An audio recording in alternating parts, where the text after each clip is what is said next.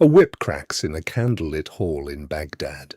A noblewoman brings it down on two black dogs again and again, until her own arm trembles, and then she drops the lash, gathers those same dogs into her arms, and weeps over them as if her heart is breaking. Across the room 7 men sit frozen. 3 of them are one-eyed beggars. One of them, though no one in that room knows it yet, is the most powerful man in the world. And every one of them has just been forbidden on pain of death to ask the single question burning in his throat: why?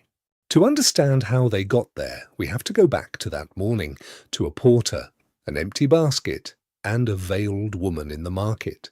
In the Baghdad of Harun al-Rashid, a porter was a man who lived by his back. He waited in the markets with an empty basket and carried whatever the wealthy bought for whatever coins they spared.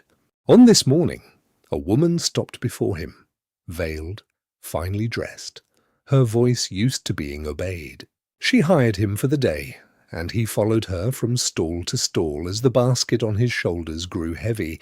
Wine and fruit, scented candles and myrtle, almonds and roast meat, sweet herbs and flowers. It was a feast for a household, and the porter could not guess who it was for. He only knew that he had never been paid to carry such beautiful things, and that the woman who led him spoke to no man longer than she had to. When the buying was done, she turned toward the better quarter of the city, and he carried the weight of the whole day behind her, into a street he did not know. They stopped at a tall house with a doorway of polished stone. The woman knocked, and the door was opened by a second lady, younger and laughing, lovelier than the first. Inside waited a third, the mistress of the house, grave and beautiful, mistress of everything the eye could see. The porter set down his basket, expecting his coins and his dismissal. Instead, the ladies looked at one another, and then they invited him to stay. What followed was the kind of night a working man tells stories about for the rest of his life. There was wine in bright cups and music from the lute, fruit piled on silver, and water cool in a marble pool. The 3 sisters were quick and clever and unafraid, teasing the porter with riddles he could not always answer, laughing when he tried. For one night, the gulf between a labourer and 3 rich, unguarded women simply closed. But the mistress of the house set down one rule before the cups were filled, a single condition for anyone who shared their roof. "Speak not of what concerns thee not," she said, "lest thou hear what pleaseth thee not. See everything. Ask nothing." The porter, warm with wine and good fortune, swore it gladly. It seemed the easiest promise in the world. Then a knock came at the door. On the threshold stood a wandering beggar, a calendar, a shaven-headed holy mendicant, blind in the left eye. The ladies, bound by custom to a guest, let him in. Before the door could close, a second one-eyed calendar arrived, and then a third. 3 strangers, each missing the left eye, each a stranger to the others, brought to the same door on the same night by nothing they could name. The ladies admitted them all on the same condition: ask nothing. The door knocked once more. This time 3 merchants stood outside, travellers from Mosul who had lost their way in the dark city. They too were taken in. What none of the household knew was that these were no merchants at all. The first was Harun al-Rashid himself, commander of the faithful, walking his own city in disguise to see it with his own eyes. Beside him stood his vizier, Jafar, and his sword-bearer, Masrur, the man whose work was the cutting off of heads. They sat, they accepted the rule, and they watched. And then the strangeness began. The mistress of the house called for the 2 black dogs, took up a whip, and beat them until they cried, then knelt and kissed them and wept. Later, when the laughing portress was asked to sing, she sang, and at the end she tore open her gown, and across her body ran the old white scars of a terrible beating. 2 impossible sights in one night. And over every guest hung the same vow: ask nothing. A vow is easy to make and hard to keep. The questions pressed against the men's teeth.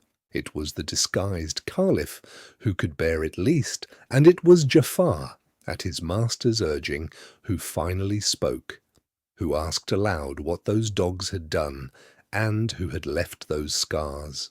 The rule was broken. The mistress of the house clapped her hands.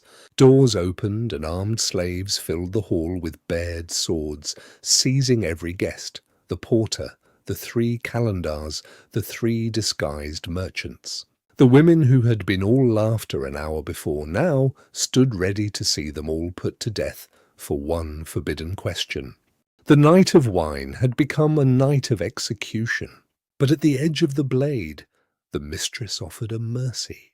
Each man who could tell a tale strange enough to be worth his life would be spared. And so, one by one, the 3 one-eyed calendars began to speak, each a king's son, each carrying the story of how he had lost his eye and his kingdom, and come to be a beggar at a stranger's door. Their tales bought their lives. The merchants, too, were let go. But the truth behind the dogs and the scars was not told that night. The women kept it, and the Caliph went home unable to forget. The next day, Harun al-Rashid was a beggar no longer. He summoned the 3 ladies to his court, and now there was no condition they could set and no door they could close. Gently, but absolutely, the commander of the faithful commanded the truth, and, at last, it came. The 2 black dogs, the mistress confessed, were her own elder sisters. They had been women once. Out of jealousy, they had thrown her and the man she loved into the sea, and he had drowned. She had been saved by a she-jinn, a spirit whose life she had once spared, and that spirit in payment had turned the 2 treacherous sisters into dogs and bound her to whip them every day as their punishment. She struck them because she was commanded to. She wept and kissed them because, whatever they had done, they were still her sisters. And the scars on the portress were the work of a husband's rage, a wealthy man who, deceived by a mark left on her by another, had her beaten near to death for a crime she never committed. The Caliph had heard enough. He summoned the she-jinn and had the 2 dogs restored to the women they had been. He set the broken families right, returned the wronged wife to honour, and joined those scattered lives back together with his own hand. The night that began with a whip ended with a court of justice, and 3 sisters who had guarded their grief behind a single, forbidden question finally set it down. So that is how a porter's ordinary day became a night that reached the throne of Baghdad. 3 women, 1 condition, and the curiosity no man in the room could master. But remember the 3 one-eyed beggars who talked their way out of the executioner's hands. Each of them was a prince. Each of them lost an eye to something he was warned never to do, never to open, never to look upon. How a king's son becomes a blind beggar at a stranger's door. That is a tale for another night. Stay with Nightfall Tales, and I'll light the lamp again. Until then, see everything, and be careful what you ask.